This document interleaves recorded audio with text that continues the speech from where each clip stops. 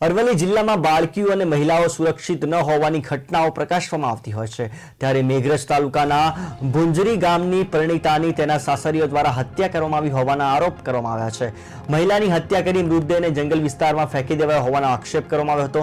આ અંગે મૃતક દીકરાના પિતાએ પતિ, સાસુ, સસરા સહિત 6 સાસરિયાઓ વિરુદ્ધ ફરિયાદ નોંધાવી છે। અરવલ્લી જિલ્લા એલસીબી, એસઓજી, ડોગ સ્ક્વોડ સહિત પોલીસની ટીમે તપાસ હાથ ધરી છે।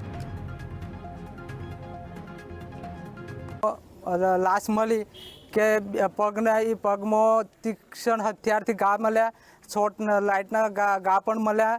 અને તો અમારા પહેલાં પીએસઆઈની આખી પોલીસનો સ્ટાફ તો હાજર જ હતો। એના સાક્ષીમાં મેં પન્નોમું પણ કર્યું, તો જ એની ફરિયાદ પણ કરી। અને આગળ હવે પીએમમાં લાશ અહીં લાવ્યા છીએ, તો પેનલથી પીએમ થાય એવી અમારી અપેક્ષા છે અને આનો 100% ન્યાય મળવો જોઈએ। અને પીએસઆઈ સાહેબને પણ અમે રિક્વેસ્ટ કરીએ કે અમારો પીએમ એક બાજુ ચાલુ રહે અને એમનો એફઆરઆઈ અમને મળી જવું જોઈએ।